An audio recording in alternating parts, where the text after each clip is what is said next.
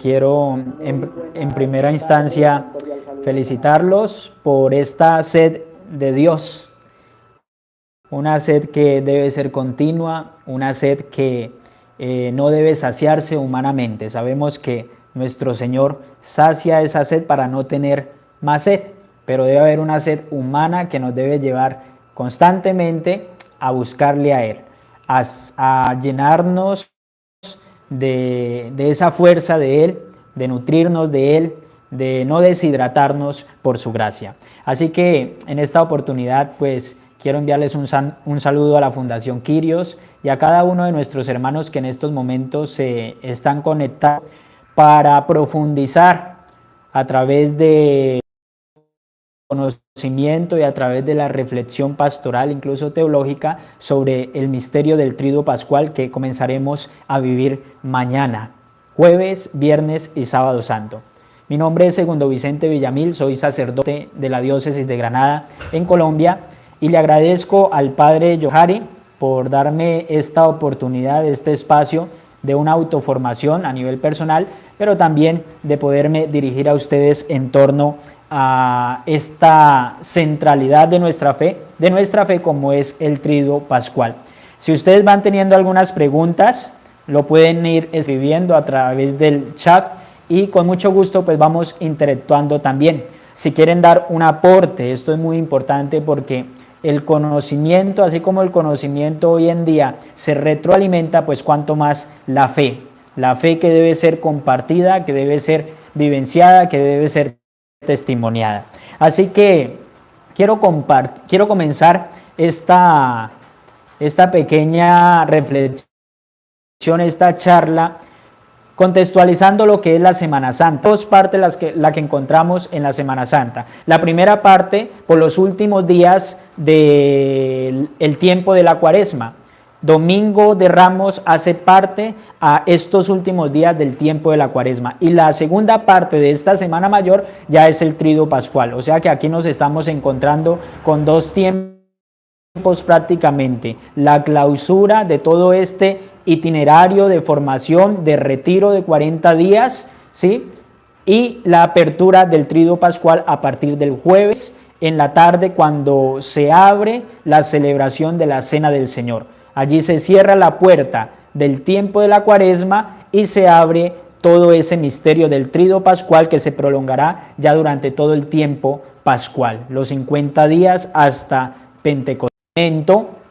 Este elemento, esta contextualización de la Semana Santa, quiero que hagamos mención a una palabrita al Domingo de Ramos, porque el Domingo de Ramos, nosotros sabemos que es la puerta que abre la Semana Mayor. Allí hay unos elementos claves de espiritualidad y de entender lo que aconteció históricamente con Jesús el Señor.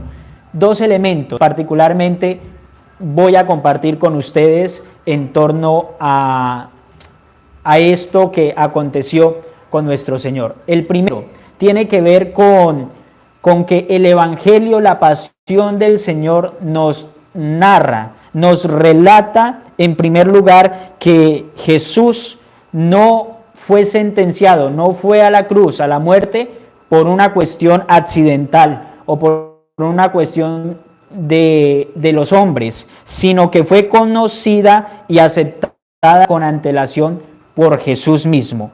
Esto es importante porque acá recordamos las palabras de nuestro Señor cuando dijo: a mí nadie me quita, ni nadie me arrebata la vida, soy yo el que la doy en pos del mundo, soy yo el que la entrego. Y la celebración del Domingo de Ramos, de una u otra manera, nos muestra cómo Jesús entrega su vida. Ahora, en esta oportunidad, el segundo elemento que quiero compartir con ustedes, que me pareció muy importante, tiene que ver con el acto de repetir. El acto de repetir una situación, una palabra, una acción va generando un empoderamiento. La palabra o la actitud de repetir genera un empoderamiento. Si yo repito una palabra, yo me acuerdo cuando estaba muy pequeño, mi papá me ponía a hacer las planas. Cuando me equivocaba en una palabra que no era correcta, él me ponía a hacer 50, 100 planas. Y así fue donde yo, de una u otra manera, fui creciendo en la ortografía, a través de la repetición de una palabra. La repetición, por ejemplo, de decir yo puedo, yo puedo, yo puedo, yo soy capaz, eso va calando en el subconsciente, en la memoria. O decir yo no soy capaz, yo no puedo constantemente, eso va calando. Repetir tiene una trascendencia muy grande, muy grande. Y el Evangelio en la pasión del Señor nos dice, nos narra cómo Jesús después de la cena se va con sus discípulos, especialmente con Pedro, Santiago y Juan, y estaba allí en oración. Pero si ustedes lean el texto del Evangelio del domingo, aparece que Jesús va y ora, vuelve hacia donde sus discípulos y los encuentra dormidos. Por segunda vez va y ora, y nuevamente vuelve hacia donde están los discípulos y los encuentra dormidos. Dice el Evangelio que por tercera vez, una actitud, va y ora. Y vea lo que dice el Evangelio: volvió a orar por tercera vez, repitiendo las mismas palabras. Repitiendo las mismas palabras. Aquí quiero hacer un énfasis en este accionar del repetir, porque cada vez que nosotros anualmente celebramos la Pascua, es una manera para ir asimilando cada año, cada vez que nosotros ir asimilando el misterio de Dios en nuestra vida. Dicen algunos psicólogos y algunos estudiosos que después de usted repetir un acto por más de 21 días, eso se convierte en un hábito y puede ser una virtud o un vicio. Así que qué importante que nosotros descubramos que el repetir un misterio, una celebración, nos va ayudando a empoderarnos de esa experiencia de fe. Es bíblico, es bíblico. Y por eso nosotros debemos constantemente estar repitiendo todo lo que nos va a ayudar a nuestro crecimiento personal, a nuestra formación. Esto es muy importante, mis hermanos. Por eso la Eucaristía, que muchos dicen es la repetidera, siempre lo mismo, no es lo mismo. No es lo mismo, pero sin embargo sí hay todo un orden celebrativo. Y por eso el 24 de diciembre celebramos la Navidad de Jesús, y la liturgia tiene todo su dinamismo durante todo el año litúrgico. Y repetimos una vez más, pero con la novedad de la apertura del Espíritu. Eso es lo bonito, aprender en la repetición a generar hábitos interesantes, hábitos importantes y no cosas rutinarias, porque la fe no es algo rutinario. La fe es algo que repetimos porque celebramos constantemente, todos los días estamos invocando bastante. Jesús oró por tercera vez repitiendo las mismas palabras. Aquí hay un elemento bíblico para fundamentar la oración que nosotros llamamos como rezo, rezar. Y es que si nos damos cuenta, todo lo esencial en la vida se repite. Fíjense, el sistema del corazón expulsa la sangre y nuevamente se contrae para oxigenarla y nuevamente la vuelve a expulsar. Es una repetición que genera vida. Si en algún momento ese sistema se frena, se para, pues es peligroso que nos muramos. Así de sencillo. Lo mismo con los pulmones. Los pulmones constantemente están repitiendo una misma función. Nuestros ojos al parpadear se cierran y se abren, porque lo que se repite también es esencial en nuestra vida. Y quise hacer énfasis antes de entrar al Tríduo Pascual en este elemento para que nosotros, al volver a celebrar este Tríduo Pascual, esta Semana Santa, al repetir los misterios de Dios con la apertura de la novedad, nos empoderemos cada vez más de ese amor que Dios nos tiene a todos nosotros. Así que después de esta pequeña introducción, pues vamos a entrar ahora a lo que es el Tríodo Pascual, teniendo presente un elemento histórico. El Tríodo Pascual se comienza a celebrar por los cristianos a partir del siglo II, pero allí el Jueves Santo no tenía la misma connotación que hoy en nuestro siglo XXI tiene, es decir, celebrar la Cena del Señor con esa solemnidad que nosotros le damos al Jueves Santo. No, en el siglo II el jueves no estaba dentro de la dinámica del Tríodo Pascual. Allí en el siglo II se celebraba a partir del viernes, lo que era viernes, sábado, y se prolongaba hasta el domingo. Y entonces el viernes y el sábado era un espacio para el ayuno, para la oración, ¿sí? Ya a partir del siglo III, el jueves viene a jugar un papel interesante, todavía no propiamente solemne como lo tenemos hoy en día, pero sí ya el jueves era ese día de la clausura, de cerrar la puerta al tiempo de la Cuaresma y de abrir la puerta al tiempo del Tríodo Pascual. Eso se dio hasta el siglo VII, siglo VIII. Y por eso ese día jueves la gente se confesaba, era un día penitencial. Y privadas, eran públicas, por eso había una solemnidad muy fuerte del Jueves Santo, pero como un elemento penitencial. Ya a partir del siglo VIII es que el jueves viene a incorporarse progresivamente dentro de ese ámbito del Tríodo Pascual, hablándose ya del jueves, viernes y sábado santo.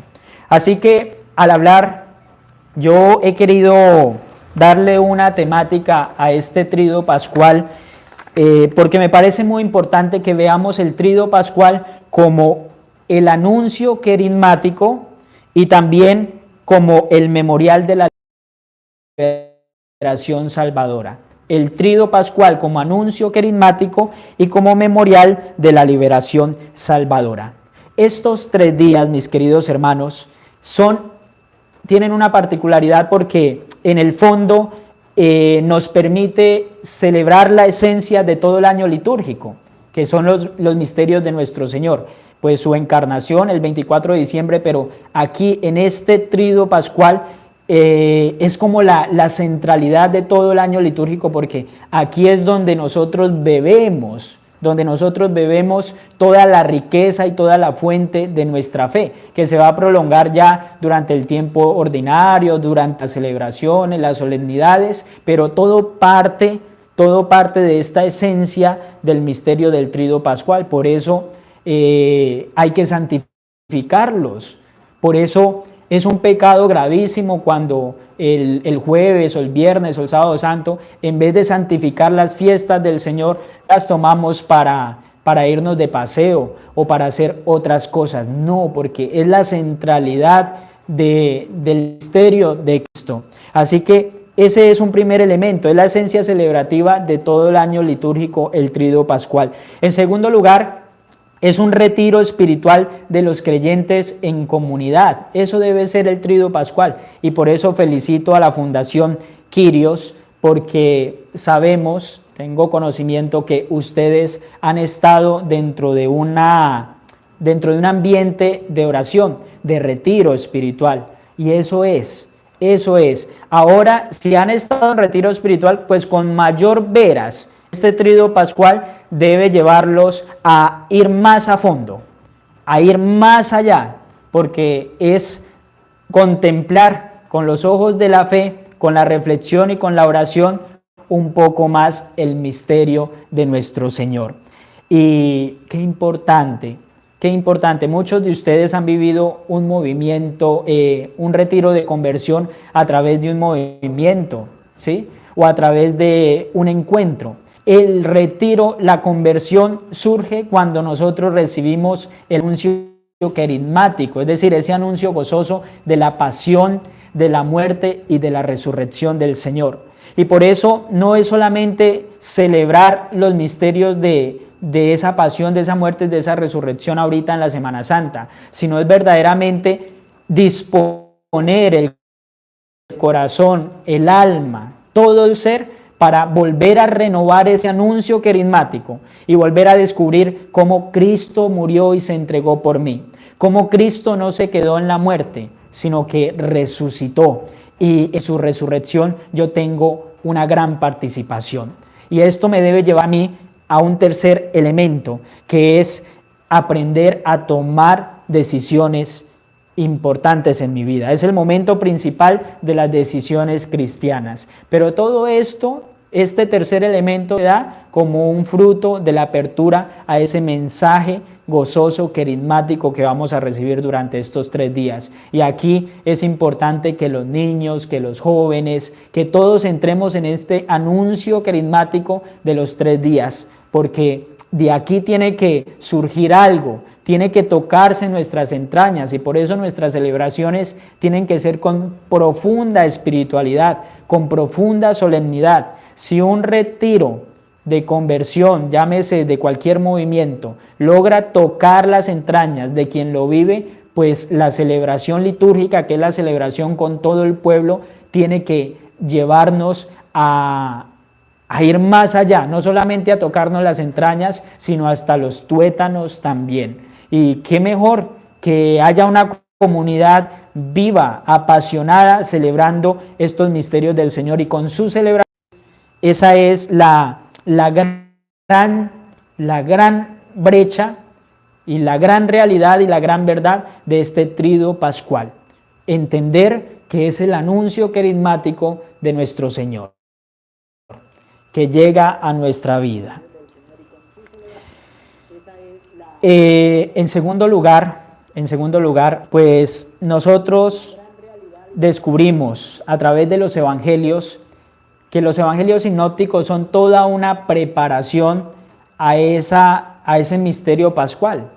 Mateo, Marco, Lucas, cuando nos narra el nacimiento de Jesús, sus milagros, sus hechos, sus acontecimientos, en el fondo nos están llevando a el misterio pascual de Cristo, a su pasión, a su muerte y a su resurrección. Así termina el Evangelio. Y podemos decir que todos los capítulos sí son una catequesis, pero ante todo es toda una introducción para que el lector, nosotros, al leer el Evangelio, lleguemos a ese encuentro fundamental del anuncio querigmático. Leer los Evangelios es también alimentar ese anuncio querigmático. Son los distintos escenarios que vamos encontrando para fortalecer ese anuncio querigmático. Y por eso se hace un gran énfasis en estas lecturas largas del Evangelio, para que nosotros podamos sensibilizarnos y podamos encontrar en la entrega de Jesús,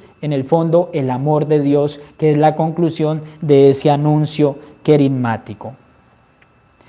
Ya en cuanto a la celebración como memorial de la liberación salvadora de nuestro Señor, pues en esta celebración, que es un acto repetitivo, y ya sabemos lo que implica repetir algo en nuestra vida, ¿sí?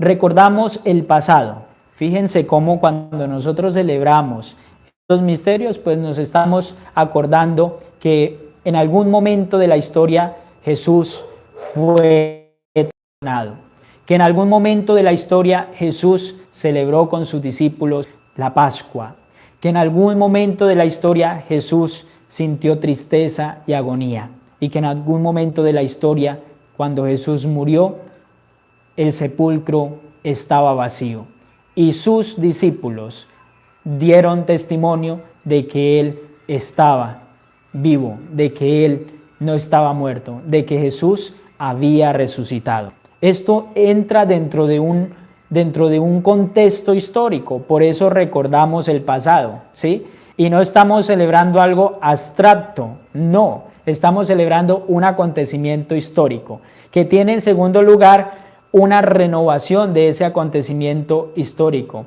Es el misterio que se actualiza y se hace presente, ¿sí? Dios se hace presente. Cada vez que celebramos una Semana Santa, la naturaleza se une con esta celebración. Y cada vez que celebramos una Semana Santa, no es unas obras de teatro lo que nosotros estamos viendo, sino es la renovación la renovación de ese acontecimiento histórico del pasado que se actualiza, porque la fe es viva, es dinámica, es vital, es presente y que lleva toda una tradición y toda una experiencia, sí, pero es presente. El Kairos de Dios, ¿sí? Dios que camina, celebra y continúa con nosotros. Y el tercer elemento, al celebrar la Pascua, es esa esperanza del futuro, ¿sí? Tenemos una esperanza, la resurrección, que es acontecimiento del hoy, del presente, presencia del Señor en nuestra vida, en nuestro caminar, es también presencia de esa esperanza. Por eso nosotros decimos, anunciamos tu muerte, proclamamos tu resurrección, ven Señor Jesús, ¿sí? O allá en Señor Jesucristo, que dijiste a tus apóstoles, cuando se dice que hasta que vuelva, ¿sí? Con gozo tu segunda venida, es ese elemento del futuro, de esperanza. Así que fíjense cómo al celebrar nosotros la Pascua, entra toda la línea del tiempo, de la historia, el pasado, el presente, darnos cuenta que Dios camina con nosotros, y el futuro, que es la promesa que nos espera a todos nosotros los que vamos caminando en este itinerario de la fe, de nuestra conversión. Toda la vida de Cristo, hermanos, es una Pascua. Toda la vida de Cristo. Salí del Padre y he venido al mundo. Ahora dejo otra vez el mundo y voy al Padre. Y por eso nosotros estamos llamados también a vivir en esa Pascua. En esa Pascua. Aprender todos los días a estar muriendo a algo para resucitar a algo nuevo. Vuelvo al tema de la repetición. Fíjense cómo el sol todos los días sale por el occidente y por el oriente y se oculta por el occidente. Es una repetición, pero es también un morir, ¿no?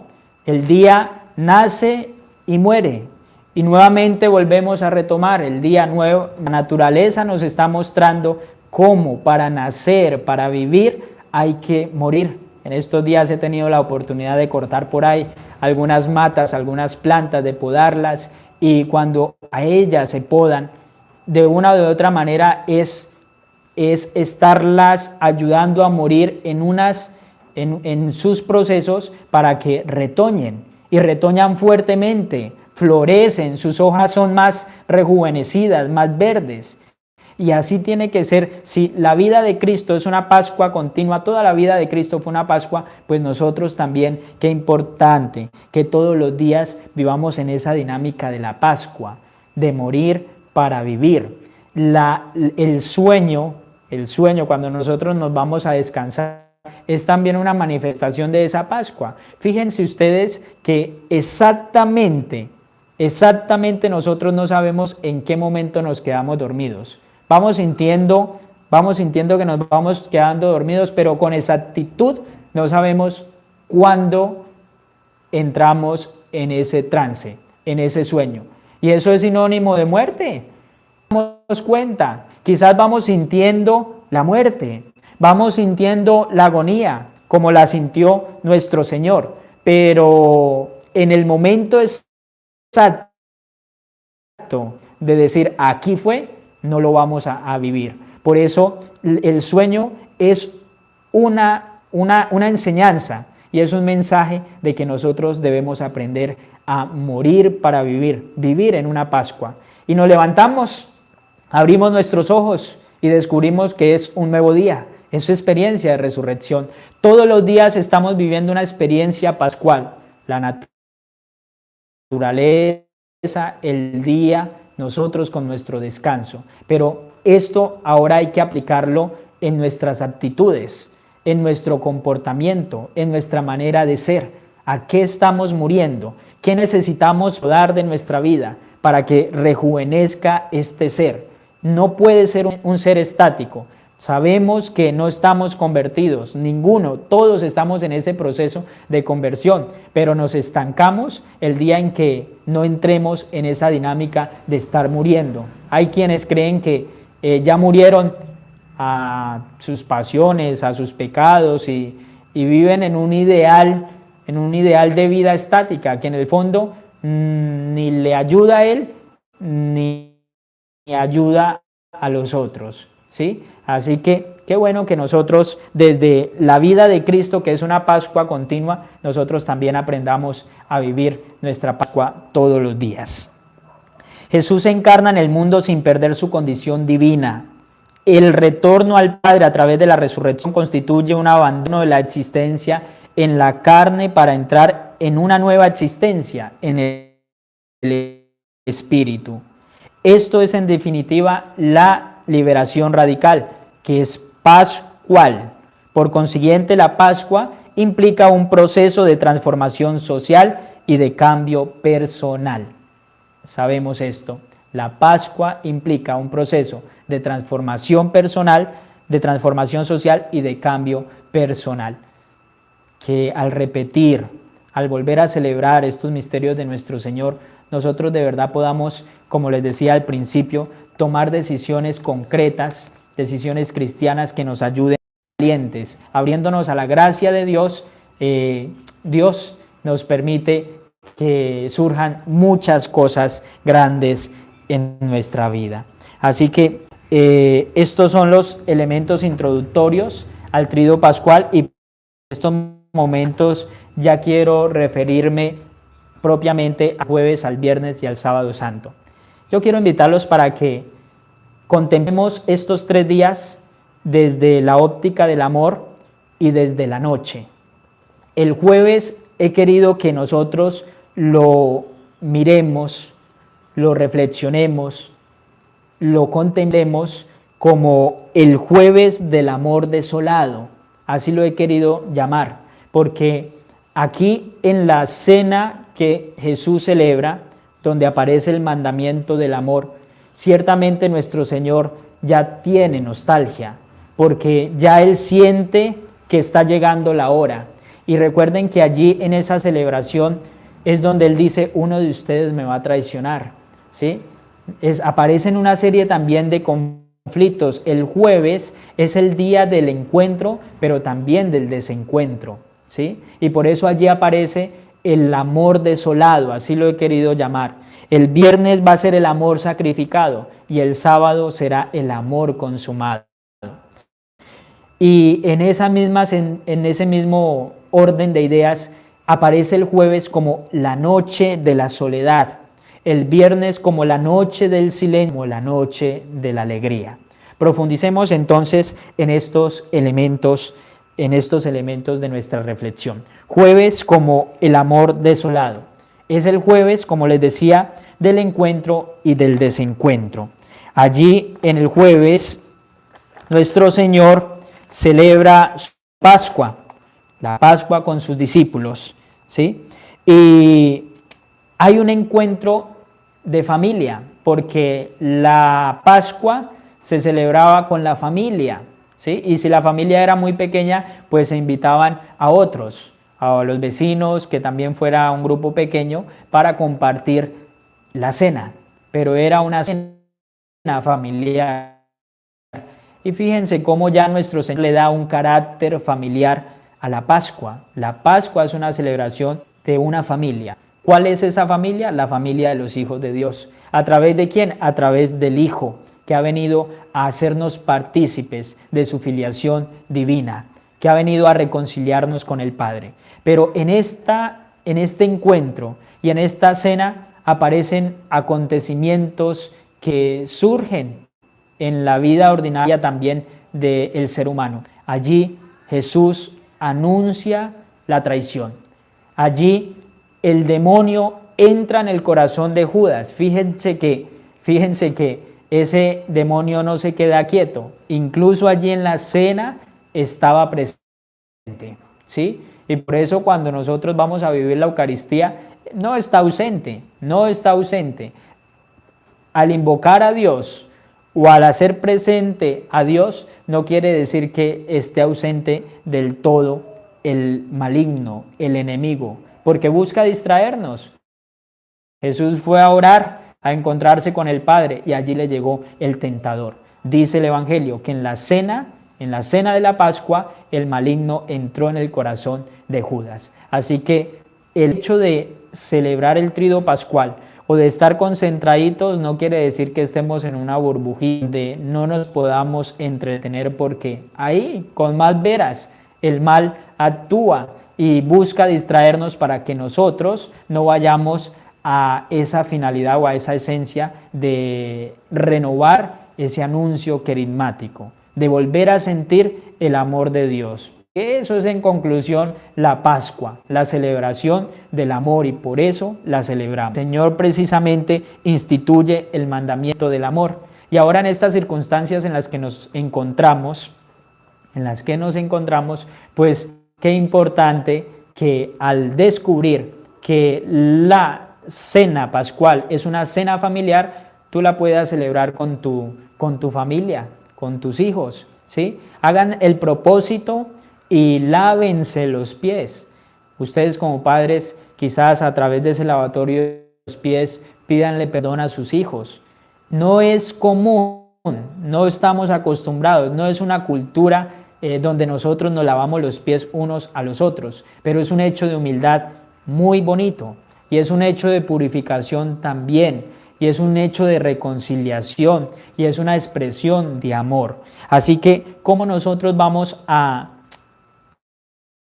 celebrar o a vivir ese mandamiento del amor? Pues allí, en la familia. ¿Sí? Nosotros sabemos que la Cena del Señor es la institución del mandamiento del amor, es la institución del sacerdocio y es la institución de la Eucaristía. Pero aquí lo que nos interesa es que cómo nosotros vamos a aplicar estos tres pilares, que no se queden acá en el concepto, sino que verdaderamente el mandamiento del amor es lavándonos los pies los unos a los otros. Háganlo con el corazón, que da pena, posiblemente de pena. Besen ese pie, bésenlo. A veces cuando las personas se mueren, les besamos las manos, les besamos las mejillas, los pies, ahí a un cadáver que ya no tiene vida por ningún lado, ¿sí? Y cuando están vivos, cuando se puede sentir el calor humano, no lo hacemos. Hay contradicción. Así que mañana sea ese momento aplicar el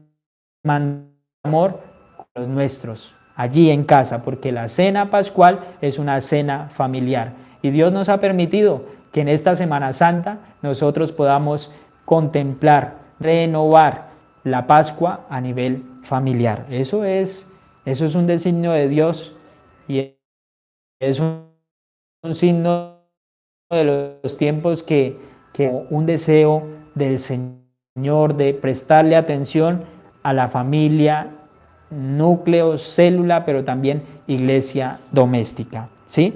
La institución del sacerdocio. Yo quiero invitarlos para que mañana oren por todos los sacerdotes, oren por el Papa, oren por los que ya partieron a la eternidad, oren por quienes les han administrado los sacramentos, oren por los que no conocen, oren por los que están en las cárceles, oren por los que es el sumo y eterno sacerdote, oró por los.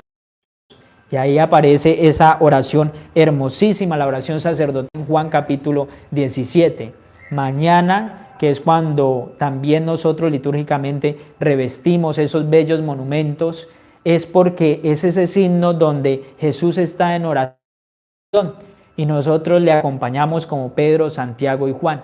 En algún espacio de mañana, en la noche, retomen esa oración. Juan capítulo 17, la oración sacerdotal, donde Jesús ora por los suyos y dice: no te pido, Padre, que los apartes del mundo, sino que los libres del mal. Y allí oren por la Iglesia universal, por los ministros, por los obispos, por los religiosos, por las religiosas, ¿sí?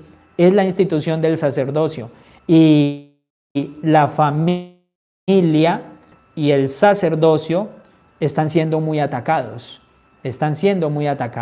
porque son columnas fundamentales de la construcción del reino de Dios, y por eso a nosotros los sacerdotes nos toca estar muy atentos para lograr olfatear dónde está el mal, y dónde está el bien. Y a ustedes las familias o a las familias también, porque el mal, el diablo, está atacando directamente a la iglesia doméstica y a la iglesia ministerial, ¿sí? A los clérigos, a los obispos, nos quiere dividir, a las familias las quiere dividir, así que mañana sea una oportunidad a Jesús por los sacerdotes, la institución del sacerdocio. Y este tercer elemento que celebramos el jueves santo, la institución de la Eucaristía, ¿sí? Aquí vale la pena preguntarnos qué tanto estamos siendo nosotros pan partido para el mundo, cómo estamos alimentando nuestras relaciones. El pan es alimento. Tu vida, ¿de qué manera está siendo alimento de vida, ¿sí? Alimento de nutrición para los demás? Nuestras palabras, nuestras actitudes, ¿sí? La vida nuestra debe ser una vida eucarística, una vida de entrega, una vida de donación, ¿sí? No reservarnos nada, porque todo lo que hay dentro de nuestro ser tiene que manifestarse y florecer en el campo con los otros. Así que qué importante que también mañana jueves, pues al contemplar a Jesús de una manera diferente, como el pan partido, a mí nadie me quita la vida, yo la doy en rescate por la humanidad. Por eso tomen y coman, porque esto es mi cuerpo, tomen y beban, porque esta es mi sangre. Es la donación hermosa del Señor. Y nosotros, ¿qué tanto nos estamos donando? Nos estamos entregando a nuestra familia, allí en nuestro trabajo, aquí en nuestra sociedad, en este siglo XXI. ¿Qué tanto nos estamos entregando? ¿Verdad? Después de esta gran celebración, entonces Jesús se va al huerto a orar. Y allí es donde siente tristeza, donde siente angustia. Y por eso mañana es la noche del acompañamiento, porque aquí entra la noche de la soledad, ¿sí? Es el amor desolado. Y por eso, frente al amor desolado, frente a la noche de la soledad, debe haber un acompañamiento. Acompañemos a nuestro Señor. Recuerden que no es una obra de teatro. Dios, Jesús, una vez más, nosotros, ora por nosotros, nos pide que estemos en oración y en vela. Es un acontecimiento actualizante y por eso mañana vivámoslo con mucha intensidad. Oremos por esas personas que están tristes, por esas personas que se sienten en agonía, por los que son perseguidos, por los calumniados, por los traicionados, ¿sí? Es la noche de la soledad. ¿Cuánta gente se sentirá como Jesús, que haciendo el bien es incomprensible, no es comprendido, ¿sí? ¿Cuánta gente se sentirá así mañana? Que nuestra oración sea una oración de acompañamiento frente a ese amor desolado. Y fíjense que aquí no solamente nosotros a veces pensamos en la soledad solamente de Jesús, pero es la noche, el jueves santo, es el jueves de la soledad de sus discípulos también. Judas, que lo traiciona, se siente solo, abandonado, siente que su traición ha sido tan grande frente a este hombre justo que hasta Dios le ha dado la espalda. Y por eso se quita la vida, por eso se ahorca, ¿sí? Es la realidad también de la desolación, de la soledad, ¿sí? Pedro al negar a Jesús, que es también otra manera de traicionarlo, pasa por la soledad. Allí yo no conozco a ese hombre, ¿sí? Y lloró amargamente, y lloró en su soledad. Es la noche de la soledad. Los discípulos se dispersan, no entienden lo que ha ocurrido, lo que ha pasado. Venimos de un encuentro y ahora nos encontramos con un desencuentro. Es el jueves del desencuentro también. Es el jueves de la desolación. Es el jueves de la soledad. Y todos los discípulos experimentan este vacío, esta sensación de no saber qué es lo que ha pasado. Por eso, posteriormente, en la resurrección del Señor, volver al lugar será importante. Fíjense que cuando Jesús resucita en Mateo, ¿a dónde vuelven? Al monte de Galilea, lugar, ¿sí? Cuando los discípulos de Maús descubren que es el Señor, ¿a dónde vuelven? Al lugar de la fracción del pan. Allí, cuando Jesús parte el pan, en ese lugar logran descubrir que es el Señor. Y así se va alimentando la iglesia, volviendo al lugar. Aparece el encuentro, el desencuentro, y este desencuentro nos debe llevar nuevamente a volver.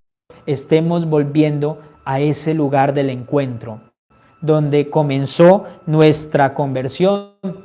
Allí, al sagrario, ese puede ser el lugar de volver al encuentro.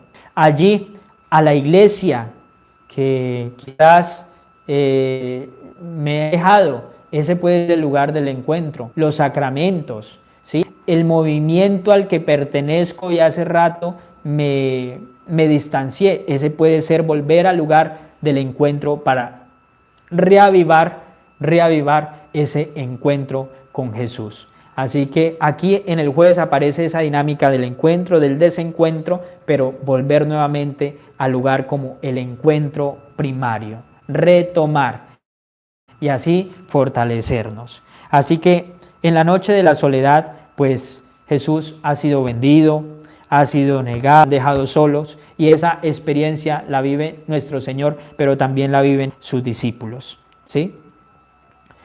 Bien, frente al Viernes Santo, encontramos entonces el elemento de la cruz. Jesús fue crucificado sobre todo fue una sentencia política. ¿Quiénes fueron los que propiamente crucificaron a Jesús? Los romanos, los soldados romanos, ¿sí? Poncio Pilato, que hacía parte de esa estructura romana, ¿sí? Presentado precisamente como este es el que dice ser el rey de los judíos, para decir que su sentencia fue porque se está proclamando como el Mesías, como el Salvador. Y recordemos que el Mesías, hablar de mesianismo era hablar de revolución al imperio romano, era gravísimo.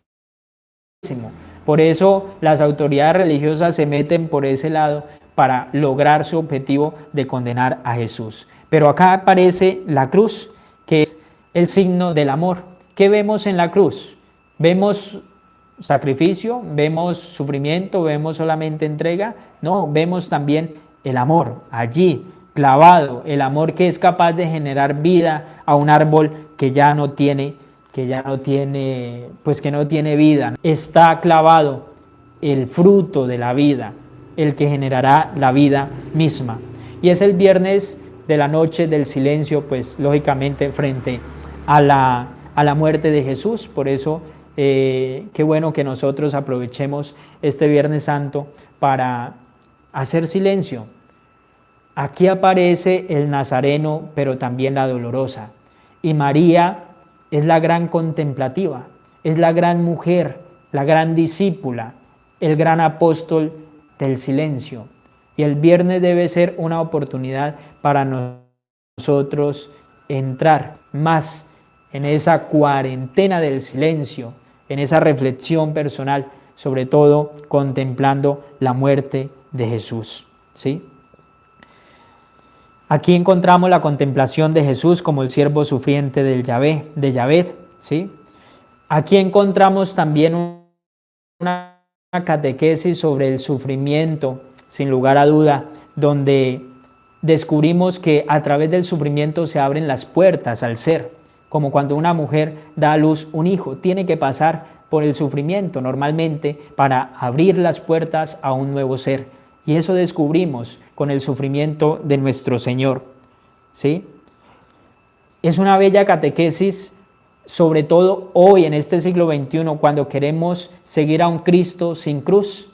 Queremos un cristianismo fácil y la cruz hace parte incluso de nuestra esencia antropológica. El sufrimiento va a estará porque tiene su pedagogía, no en sí mismo, sino en lo que produce el sufrimiento. Eso es lo interesante, porque ¿qué razón de ser tiene hablar de un Dios que nos ama, de un Dios cercano, pero que le agrada el sufrimiento?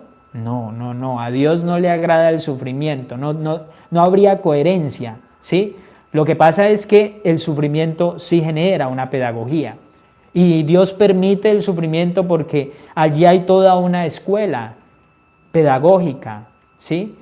En primer lugar, el sufrimiento nos lleva a un arrepentimiento, ¿sí? Fíjense cuántos enfermos cuando día comienzan a hacer una reflexión de su vida, a arrepentirse. Y por eso el sufrimiento de una manera pedagógica genera un arrepentimiento, como el del hijo pródigo. El hijo pródigo lo tenía todo y cuando se quedó sin nada, que le tocó ir a cuidar cerdos, pues tuvo que sufrir. Y frente a ese sufrimiento vino una reflexión. Y frente a esa reflexión vino un arrepentimiento, ¿verdad? Como el ladrón de la cruz, a su sufrimiento logra decir, yo lo merezco, yo merezco sufrir, pero por favor acuérdate de mí cuando entres a tu reino. Hay un arrepentimiento también y reconoce su falta, reconoce su error. Gracias a ese sufrimiento que en el momento está viviendo, se arrepiente. Y por eso Jesús le dice, hoy estarás conmigo en el paraíso. Fíjense cómo a través del sufrimiento que lleva a un arrepentimiento, hay una ganancia en la vida eterna. El segundo elemento que aparece dentro de esta pedagogía del sufrimiento es la esperanza, reflejado, por ejemplo, en el pobre Lázaro, ¿sí?, que sufría, pero hay una esperanza en él y lo refleja el texto. En las bienaventuranzas, bienaventurados los que sufren porque encontrarán consuelo. Y qué importante que nosotros aprendamos para sí mismos, pero también aprendamos a enseñarle a los otros que ese sufrimiento, que es un infierno y que ninguno quisiera vivir, en el fondo nos lleva a una esperanza. Como dice una frase de Ricardo Arjona en su canción, ¿sí? Después de la tormenta viene la calma. Y esa es la realidad, esa es la realidad. El sufrimiento nos debe llevar o nos debe acompañar de una esperanza. Y el tercer elemento, la solidaridad. Cuando hay sufrimiento, se debe generar mucha solidaridad. Ahorita con todo esto de la pandemia, vemos cómo el corazón del hombre es muy grande también, es muy generoso. Hablamos de mucho individualismo, hablamos de mucho materialismo, hablamos de muchas cosas, pero démonos cuenta cómo también es importante hablar de ese principio de solidaridad que surge también frente a una realidad de dolor o de sufrimiento y que bíblicamente lo encontramos en el Cireneo, aquel prototipo, aquel modelo del hombre solidario que ayuda a cargar la cruz a aquel hombre a quien no conoce, ¿sí? Así que tengamos en cuenta en el Viernes Santo, frente a la contemplación del sufrimiento de Jesús, esos tres elementos. A nosotros no nos interesa el sufrimiento en sí mismo, sino lo que ocasiona el sufrimiento, que es esperanza, que es arrepentimiento y que es solidaridad, ¿sí? Nosotros cuando pasamos por esta realidad del sufrimiento debe florecer estas tres actitudes, una actitud de esperanza, una actitud de arrepentimiento. ¿Cuántos de nosotros no nos hemos convertido por alguna situación difícil que vivimos? Y no fue que Dios la haya puesto, sino que a través de esa situación, pues el Señor sacó provecho para llamarnos y para abrazarnos con su amor y consolarnos, ¿verdad? Y ya por último, para ir terminando, entonces viene el tema del sábado, que es el amor consumado. Allí es donde celebramos ya propiamente la vigilia, que es la madre de todas las celebraciones. ¿Y qué celebramos? Pues celebramos el amor, celebramos la alegría, es la noche de la alegría. Finalmente, ese es el proceso y el itinerario y el proyecto de Dios. No contemplar un sufrimiento, la agonía, la desolación, la soledad, sino es la contemplación ya del amor consumado. Y por eso es la noche de la celebración de la alegría y del júbilo. Así tiene que terminar nuestro triduo pascual. Si nosotros logramos experimentar un poquito más la alegría del Evangelio, el amor de Dios en nuestra vida, démonos por bien servidos porque hemos vivido bien nuestro triduo pascual. Y si nuestra vida está girando en torno a ese culmen que es la noche de la alegría, la vida de la alegría y el amor consumado, porque es donde ya celebramos el vencimiento de la muerte y el triunfo de la vida. Por eso es el amor consumado, porque es el amor el que redime, es el amor el que está vivo. Dios nos ha amado tanto que ni siquiera la muerte tiene fuerza sobre ese amor. Y si nosotros vivimos ahí, en ese amor y en esa alegría, pues estamos viviendo en la libertad de los hijos de Dios. Así que ya para cerrar y para concluir, pues tengamos en cuenta entonces que mañana jueves es el jueves del amor desolado. Jesús sentirá la desolación. Es el jueves del sentirnos solos, es el jueves de la soledad, ¿sí? Y cómo aprender a orar por los sacerdotes, orar en la familia y tomar conciencia que somos pan partido para la humanidad. El viernes es la contemplación del amor sacrificado, pero también es la contemplación ya del amor consumado y es la contemplación de la noche de la alegría que se celebra y que se prolongará durante toda esa Pascua y durante toda la vida se tiene que seguir prolongando. Así que vivamos en el amor, vivamos en la alegría de nuestro Señor, que la Virgen María, ella que pasó también por la turbulencia, por la prueba, por el dolor, por la angustia, y que ahora reina desde el gozo, desde la paz, desde el amor de Dios, nos acompaña a nosotros a vivir este triduo pascual con esa óptica o con ese proceso de ese amor desolado, de ese amor sacrificado y de ese amor consumado. Dios los bendiga.